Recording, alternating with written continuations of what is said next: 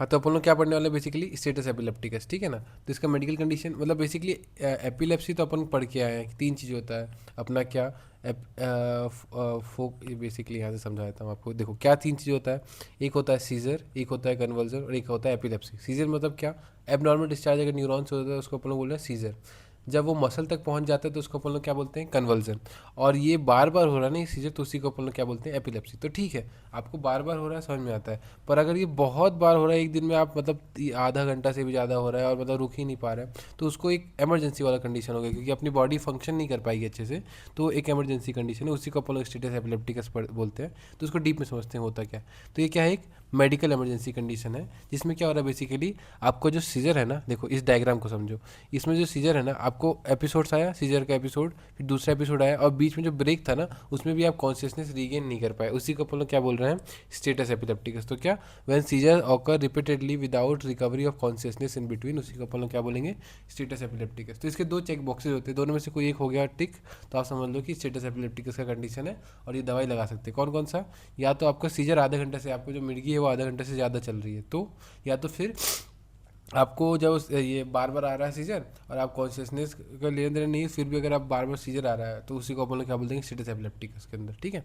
तो देखो इसको ठीक करने के लिए ना, इसका मैनेजमेंट में दो पार्ट है, एक तो एक ABCD प्रोटोकॉल, और एक मतलब पेशेंट को कैसे डील करोगे और कौन सा ड्रग दोगे। तो देखो ABCD प्रोटोकॉल देखते हैं। ए फॉर क्या होता है, एयरवे। एयरवे मतलब क्या, आपका जो एयरवे का पासेज है वो एकदम साफ सुथरा होना चाहिए, उसमें से एयर को कहीं ऑब्स्ट्रक्शन नहीं आना चाहिए, मतलब क्या, क्लियर एंड सिक्योर एयरवे, ठीक है। साथ में आप पेशेंट को लेफ्ट की साइड लेटा दो, मतलब क्या, लेफ्ट लेटरल लेटा दो, ताकि उसका एस्पिरेशन का रिस्क घट जाए। एस्पिरेशन लोग समझते हो, जैसे स्टमक है ना, स्टमक में से कंटेंट ईसोफेगस में आ जाना, फिर अपना बाहर मुंह में आ जाना, या फिर लंग्स में चले जाना, उसी को अपन लोग बोलते हैं एस्पिरेशन। तो अपन लोग अगर लेफ्ट लेटरली झुका देते हैं ना, तो ग्रेविटी और एनाटॉमिकल पोजिशन के कारण एस्पिरेशन का रिस्क घट जाता है। बी से क्या होता है, ब्रीथिंग। ब्रीथिंग मतलब क्या, आप उसको हाई लेवल ऑफ ऑक्सीजन दे दो, high flow of supplemental oxygen, ठीक है ना, आप फेस मास्क के थ्रू सप्लाई कर सकते हो। सी से क्या होता है, सर्कुलेशन। सर्कुलेशन मतलब क्या, CVS को टारगेट कर लो, मतलब उसका BP देख लो, हार्ट रेट देख लो, रिदम देख लो। और डी से होता है दो चीज़, डिसेबिलिटी और डेक्स्ट्रोज। तो डिसेबिलिटी मतलब क्या, आप उसके CNS के फंक्शन को देख लो, तो SS कॉन्शियसनेस। और डेक्स्ट्रोज क्या है, बेसिकली देखो उसका ब्लड ग्लूकोज मॉनिटर करो, अगर हाइपोग्लाइसीमिक पाया गया तो उसको डेक्स्ट्रोज चला दो, सिंपल। लेकिन अगर वो एल्कोहलिक पेशेंट है ना, अगर उसका हिस्ट्री, तो पहले उसको थियामीन दो, फिर डेक्स्ट्रोज दो। तो ABCD। ए में क्या है, अपन लोग एयरवे पासेज को क्लियर कर रहे हैं, ठीक है ना, और साथ में लेफ्ट लेटरली लेटा रहे हैं।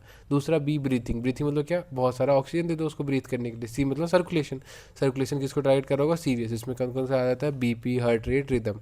और डी से दो चीज़ आता है, कौन कौन सा अपना आता है, डिसेबिलिटी, मतलब कौन अपना ब्रेन सही से काम कर रहा है कि नहीं उसको डिटेक्ट करो। और डेक्स्ट्रोज, इसमें क्या देख रहे होंगे अपन लोग, ब्लड ग्लूकोज लेवल, अगर वो कम आ रहा है तो अपन लोग डेक्स्ट्रोज चला देते हैं। ये तो पेशेंट को मैनेज कर लिए। उसके बाद उसको जो एपिलेप्सी हो रहा है उसको ठीक करने का ड्रग्स दिए। तो देखो उसको ठीक करने के जो मेजर ड्रग्स है ना, उसको पहले इन डायग्राम से समझो। पहला डायग्राम क्या है, ये बेंजीन से बेंजोडाइजापीन बना रहे हैं। तो देखो अपन लोग जब अपन लोग एपिलेप्सी के क्लासिफिकेशन पढ़े थे ना, तो उसमें हम लोग देखे थे क्या था, गाबा एनालॉग्स था, सोडियम चैनल ब्लॉकर था, कैल्शियम चैनल ब्लॉकर था, है ना। तो अपन लोग बेसिकली ना यहाँ काम गाबा एनालॉग्स और सोडियम चैनल ब्लॉकेज के दम पे ही कर देंगे। तो क्या क्या हो रहा होगा, गावा में देखो जो कम साइड इफेक्ट वाला था ना, दो चीज़ था, एक तो बेंजोडाइजापीन था और एक बारबिटूरेट था। तो पहले कम साइड इफेक्ट वाले का इस्तेमाल करेंगे, कहीं उससे ठीक हो जाए, तो साइड इफेक्ट कम से कम होगा। तो देखो पहले बेंजोडाइजापीन दे सकते हो आप उसको, फिर उसके बाद क्या, वो उससे काम नहीं हुआ तो अपन लोग सोडियम चैनल ब्लॉकर दे रहे हैं, मतलब क्या, हाइडेंटोइन दे रहे हैं। फिर वापस आ जाओ किस पे, गाबा एनालॉग वाला, जिसमें ज़्यादा साइड इफेक्ट दिख रहा हो, मतलब कौन सा अपना, बारबिटूरेट। तो देखो बेंजोडाइजापीन के अंदर क्या आता है, अपन लोग क्या था, बेंजोडाइजापीन, हाइडेंटोइन और बारबिटूरेट, सिंपल। तो देखो बेंजोडाइजापीन के अंदर क्या आता है अपना, लोराज़ेपाम और डायज़ेपाम। तो देखो दो दो अपने यहाँ पे लड़कियों को याद करो, एक लॉरा नाम की लड़की है और एक डिया नाम की लड़की है। तो लोराज़ेपाम और डायज़ेपाम। तो देखो अपने को प्यार है लॉरा से, डायज़ेपाम से, डिया से कम प्यार है, ठीक है ना। तो ये कम प्यार है, तो इसका क्या बेसिकली कम दीदार भी होता है तो अपना काम हो जाता है, मतलब क्या, 4 मिलीग्राम भी देंगे तो ठीक हो जाएगा, अपना काम हो जाएगा।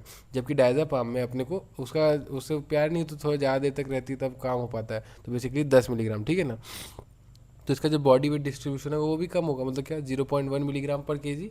जबकि इसका बॉडी वेट डिस्ट्रीब्यूशन ज़्यादा होगा, कि इसका डोज ज़्यादा दे रहा है अपन लोग, तो क्या, 0.2 मिलीग्राम पर केजी के हिसाब से देना है, ठीक है। तो दो है अपना बेंजोडाइजापीन में, जपाम ही है, लोराज़ेपाम और डायज़ेपाम। इसको कम डोज में दे रहे हैं 4 मिलीग्राम, और इसको ज़्यादा 10 मिलीग्राम, ठीक है ना। तो देखो ये सब क्या दे रहे हैं, बेसिकली आईवी दे रहे होते हैं अपन लोग। पर अगर ये आईवी पॉसिबल नहीं है, मान लो उसका कन्वर्जन ज़्यादा है, तो अपन लोग कैसे देंगे, रेक्टली देंगे। तो देखो रेक्टली क्या दे रहे हैं, डायज़ेपाम। तो देखो लॉर्जेपाम और डायज़ेपाम डोज क्या था, 4 मिलीग्राम, इसमें डबल था, ज़्यादा था 10 मिलीग्राम। अब ये आईवी था, तो आईवी में क्या फर्स्ट पास मेटाबॉलिज्म को वो पास कर जाता है, लेकिन रेक्टली में उतना नहीं, तो इसलिए अपन लोग रेक्टली में उसका डोज बढ़ा देंगे। कितना दे देंगे, 20 मिलीग्राम दे देंगे। या तो फिर देखो मिडाजोलाम क्या होता है, बेसिकली एक एनेस्थेटिक होता है। तो अगर आप एनेस्थेटिक दे रहे हो तो ये आईवी आईएम कैसे भी दे सकते हो। तो ये भी वही 10 मिलीग्राम है मिडाजोलाम, ठीक है ना। तो मिडाजोलाम ये अगर ऐसे पॉसिबल नहीं है आईवी आईएम, तो इसको इंट्रानेजल या फिर बक्कल की अब बक्कल ऐसा लगता है कि अपन लोग मुंह के थ्रू दे रहे हैं, बेसिकली क्या है, ये एक लिक्विड सॉल्यूशन होता है, ठीक है ना, जिसको अपन लोग क्या अपने लोअर जॉ के नीचे रखते हैं तो हो जाता है। तो इंट्रानेजल या फिर बक्कल के थ्रू मिडाजोलाम दे दो, उतना ही 10 मिलीग्राम तो काम हो जाएगा अपना।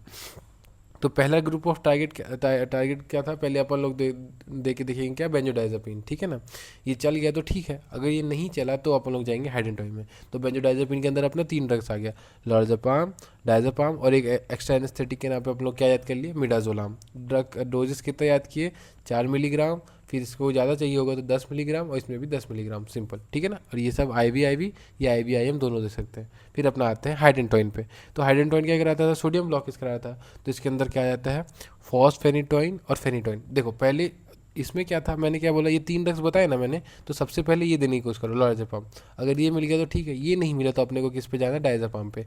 और डायजेपाम भी नहीं मिल रहा है तो अपन लोग को किस पे जाना है, midazolam. Similarly second line drugs में जो हाइडेंटोइन आ रहा है, सबसे पहले अपने को क्या देने की कोशिश करना है, आईवी फॉस्फेनिटोइन, ठीक है ना। तो ये फॉस्फेनिटोइन दिए, इसको कितना देना है अपने को, देखो इसको देना है अपने को 1500 मिलीग्राम। ये अभी तक कम कम चल रहा था, 4 मिलीग्राम, 10 मिलीग्राम, 10, अब सीधे एकदम कूद गया कितना, 1500 मिलीग्राम पे, ठीक है ना। तो इसका जो बॉडी वेट डिस्ट्रीब्यूशन होगा वो भी ज़्यादा होगा, तो क्या 20 मिलीग्राम पर केजी हो जाएगा, ठीक है। किसके साथ देना है, सेलाइन और ग्लूकोज के साथ। तो फॉस्फेनिटोइन फेनिटोइन सब सेम ही हाइड्रेटोइन के अंदर आता है। तो अगर फॉस्फेनिटोइन मिल गया तो अच्छी बात है, ये नहीं मिला तो फेनिटोइन दे दो। तो फेनिटोइन के अंदर भी सेम ही डोज होगा, 1500 मिलीग्राम, 20 mg पर केजी के हिसाब से देना होगा, ठीक है ना। तो वही नॉर्मल सेलाइन और ग्लूकोज के साथ। तो अपना पहला टारगेट क्या था, बेंजोडाइजापीन। दूसरा केस पे आया अपन लोग हाइडेंटोइन पे, उसका डोजेस क्या था, 4 मिलीग्राम, 10 मिलीग्राम, 10 मिलीग्राम। इसमें अपन लोग चालू ही बहुत हाई से किए, कितने से चालू किए, 1500 मिलीग्राम से, ठीक है ना। ये भी 1500 मिलीग्राम, दोनों सेम है। अब अगर इनसे भी काम नहीं चल रहा है, इनसे भी नॉन रिस्पॉन्डिंग है, तो अपन लोग फिर किस पे जाएंगे, गाबा एनालॉग पे जाएंगे, लेकिन जिसके साइड इफेक्ट ज़्यादा होंगे, मतलब कौन से, फिनोबार्बिटॉन, ठीक है ना। और फिनोबार्बिटॉन वापस बेसिक वही वाले डोजेस पे आ गया, वही जो 4-10 वाले थे, तो उसी रेंज में आ गया। तो ये कितना, 15 मिलीग्राम पर केजी के हिसाब से देना है, सिंपल। तो देखो अपना ये हो गया। अब अगर इसमें भी नॉन रिस्पॉन्डिंग है तो इसको अपन लोग बोलेंगे स्टेटस एपिलेप्टिकस का रिफ्रैक्टरी कंडीशन, नॉर्मल ड्रग्स को रिस्पॉन्ड नहीं कर रहा है।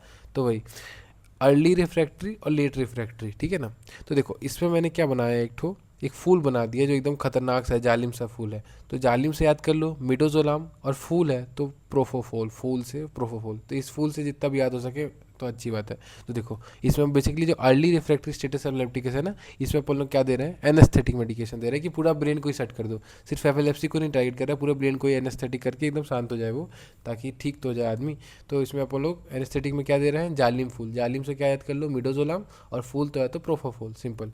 और लास्ट में अपना एकदम लेट रिफ्रैक्टरी केस है, तो अपना गेम खत्म हो चुका है। तो पेन से लिख के बोल दो कि अब काम खत्म है, मतलब क्या, थियोपेंटोन, काम खत्म हो चुका है, पेन से लेके साइन कर दीजिए, ठीक है। मतलब बेसिकली डिजीज ड्रग ही है, दे के ठीक हो जाएगा, पर याद कराने के लिए बोल रहा हूँ कि काम से लिख के हो गया, थियोपेंटोन, ठीक है ना। तो ड्रग का क्लासिफिकेशन कैसे हुआ, पहले तो अपन 3 इस्तेमाल किए, ये रिफ्रैक्टरी कंडीशन नहीं है कि ये ड्रग से काम हो जाएगा। नॉर्मल ड्रग से काम नहीं हो रहा था, फिर रिफ्रैक्टरी में चला गया वो। तो नॉर्मल ड्रग से कौन कौन सा काम था, बेंजोडाइजापीन, हाइडेंटोइन और बारबिटोरेट। बेंजोडाइजापीन के अंदर सबसे पहले उठा लो लॉर्जेपाम, उसके नीचे आ जाओ फिर डायजेपाम, और वो भी नहीं है तो मिडाजोलाम का इस्तेमाल करो। इन तीनों का अगर इनमें से किसी में एक से रिस्पॉन्ड नहीं कर रहा है तो अपन लोग किसको इस्तेमाल करेंगे, सेकेंड लाइन ट्रीटमेंट। उसमें डोज बढ़ा के अपन लोग क्या दे रहे होंगे, फॉस्फेनिटोइन या फिर फेनोटोइन। अगर ये हुआ तो अच्छी बात है, नहीं तो ये दे दो, ठीक है। कितना, 1500 मिलीग्राम, 20 mg पर केजी के हिसाब से, ये सब आई भी चल रहा है। और अगर ये भी नहीं हो पा रहा तो फिर अब हायर साइड इफेक्ट्स वाले उठाएंगे, मतलब क्या, फिनोबार्बिटॉन। और इनसे भी नहीं काम कर रहा तो बेसिकली वो कौन सा कंडीशन हो गया, रिफ्रैक्टरी केसेस। तो अर्ली रिफ्रैक्टरी और लेट रिफ्रैक्टरी, अर्ली रिफ्रैक्टरी में जो एनेस्थेटिक का इस्तेमाल कर रहे हैं उसको याद कर रहे हैं किससे, जालिम फूल से। जालिम फूल मतलब क्या, मिडोजोलाम, और फूल से याद कर लिया अपन लोग क्या, प्रोफोफोल। और लेट रिफ्रैक्टरी केस में अपन लोग किसका इस्तेमाल कर रहे हैं, थियोपेंटोन, पेन से लिख के साइन कर दी बस। अब वो जो ड्रग्स है ना उनके बारे में थोड़ा मोड़ा छोटा मोटा पढ़ लेते हैं। नेट इतना ही था, अगर आप स्टेटस एपिलेप्टिकस में इतना भी लिख देते हो तो आपका मेन काम हो जाता है। ऊपर से समझ लेते हैं क्या हो रहा है बेसिकली। तो देखो जिसका फर्स्ट लाइन ट्रीटमेंट है ना, जब फर्स्ट लाइन ट्रीटमेंट क्या था, लॉर्ज़ेपाम, और उसका अल्टरनेटिव था डायज़ेपाम। तो देखो ये किसका है, ये इनिशियल चॉइस है स्टेटस एपिलेप्टिकस का। तो देखो अपन लोग बेसिकली 4 mg दे रहे थे ना, तो किस रेट पे देना है इसको IV, 2 mg पर मिनट के हिसाब से देना है, मतलब हर मिनट पे 2 mg घुसना चाहिए, ठीक है ना। इसका वेट डिस्ट्रीब्यूशन क्या था, 0.1 mg पर kg ना। तो देखो, और अगर ये काम नहीं किया ना तो आप एक बार और रिपीट कर सकते हो डोज आफ्टर 10 मिनट्स, ठीक है। और ये बहुत इफेक्टिव डोज है, इसलिए इसको फर्स्ट लाइन ऑफ ड्रग माना गया, 75 से 90% इफेक्टिविटी है इसका। और ये साथ में एंटी कन्वर्जन इफेक्ट देता है। कन्वर्जन मतलब समझ में आया ना, एपिलेप्सी, देखो सीजर, कन्वर्जन और एपिलेप्सी 3 चीज़ था। जब आपका मसल में आपका जो ये एबनॉर्मल अपना क्या न्यूरॉनल रिस्पॉन्स पहुंचने लग जाता है, तो अपना एबनॉर्मल मूवमेंट होता है, उसी को कन्वर्जन कहते हैं। तो ये एडिशनल एंटी कन्वर्जन इफेक्ट दिखाता है, कब तक, 6 से 12 घंटे तक, ठीक है ना। तो नेट ये समझ लो कि ये बहुत अच्छा ड्रग है लॉर्ज़ेपाम। क्यों? क्योंकि इफेक्टिवनेस ज़्यादा है इसका, 75 से 90%, साथ में एंटी कन्वर्जन इफेक्ट दिखा रहा है 6 से 12 घंटे का, और कम डोज में काम हो जा रहा है। सिंपल सी बात है। कितना, दो अपने 4 मिलीग्राम में, और अपना 2 मिलीग्राम पर मिनट के हिसाब से। अल्टरनेटिव फर्स्ट लाइन ट्रीटमेंट क्या था, डायज़ेपाम। तो इसको क्यों नहीं दे रहे हैं, देखो इसका एंटी कन्वर्जेंट इफेक्ट कितना था, 6 से 12 घंटे के लिए, जबकि ये सिर्फ 20 ही मिनट का दिखाता है, ठीक है ना। और साथ में जिस वेन के थ्रू दे रहे हैं ना, वहाँ पे ये डेट्रीमेंटल इफेक्ट, वहाँ पे डैमेज करने के चांसेस ज़्यादा है, इसीलिए। चलो, तो ये अपना क्या हो गया, फर्स्ट लाइन ट्रीटमेंट दो था, एक तो लॉर्ज़ेपाम और एक डायज़ेपाम। सेकेंड लाइन ट्रीटमेंट में क्या था, फेनिटोइन फॉस्फेनिटोइन ना। तो वही, अगर सीजर अगर आपको ये देने के बाद भी 20 मिनट तक रहा, देखो अगर सीजर रहा 10 मिनट में ठीक नहीं हुआ, तो अपन लोग लॉर्ज़ेपाम को रिपीट कर दिए, फिर भी ठीक नहीं हुआ, तो 20 मिनट हो चुका है ना अब, तो अपन लोग किस पे चल जाएंगे, फॉस्फेनिटोइन पे। तो फॉस्फेनिटोइन देते समय ना हार्ट रेट को जरूर मॉनिटर कर लेना, ठीक है ना। इसमें ECG को देखते रहना अपने को।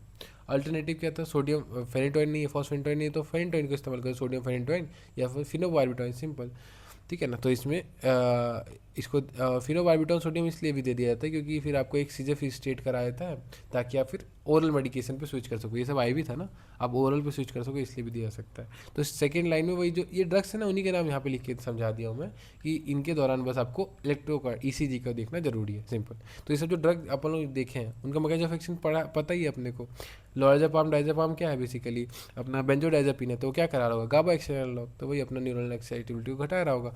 फॉस्फेनिटोइन किसके अंदर आता है, सोडियम चैनल ब्लॉकर, तो वही ब्लॉक सोडियम चैनल, तो न्यूरल मेमोरी स्टेबल हो रहा होगा। फिनोबार्बिटोन क्या होता है, बेंजोडाइज़ेपिन, तो सॉरी बार्बिट्रेट्स, तो ये क्या, गाबा एक्शन एनालॉग, तो अपना न्यूरल एक्साइटिविटी घटा रहा होगा। और जो अपन लोग दे रहे हैं ना इंट्रावेनस एनेस्थेटिक, जैसे कि ये जालिम फूल, मतलब मिडोजोलाम, प्रोपोफोल और थियोपेंटोन, ये क्या करा रहा होगा अपना, बेसिकली ये पूरा ब्रेन का पूरे चीज़ों को दबा दे रहा होगा ना, डीप सेंसेशन और एनेस्थीसिया को दबा रहा है, तो बेसिकली ये अपना सीजर को कंट्रोल कर देगा, सिंपल। तो ये अपना हो गया क्या, स्टेटस एपिलेप्टिकस। कितने पार्ट में पढ़े, इसका डेफिनेशन दो, चेक बॉक्सेस समझा दो। मैनेजमेंट में एक पेशेंट मैनेजमेंट देखो, एक ड्रग मैनेजमेंट देखो, हाँ, और ड्रग में अपन लोग फर्स्ट लाइन ट्रीटमेंट और सेकंड लाइन ट्रीटमेंट देखें, और मैकेनिज्म ऑफ एक्शन। ये मैंने ये जो ग्राफ बनाया ना, ये बस वही उन्हीं के डोजेस को याद कराने का तरीका बताया। देखो देखो, सबसे पहले फर्स्ट लाइन ट्रीटमेंट अपन लोग चालू किए थे लॉर्ज़ेपाम से, कितना यूज किया था, 4 मिलीग्राम, तो सबसे नीचे इसका डोज है 4 मिलीग्राम, पर उससे ज़्यादा पे जाने लगे, कितने पे, 10 मिलीग्राम। तो डायज़ेपाम या फिर मिडाजोलाम कितना आप लोग दे सकते हैं, 10-10 मिलीग्राम। फिर अपन लोग फॉस्फेनिटोइन या फेनिटोइन उससे ज़्यादा डोज दिए थे, कितना दिए थे, 1500 मिलीग्राम, तो ये देखो और ऊपर चले गए। फिर वापस अपन लोग फिनोबार्बिटोन पे आ गए थे, कितना कम था, 15 मिलीग्राम, तो वही उसी हिसाब से मैं घटा बढ़ा रहा हूँ, सिंपल, समझ में, वही है।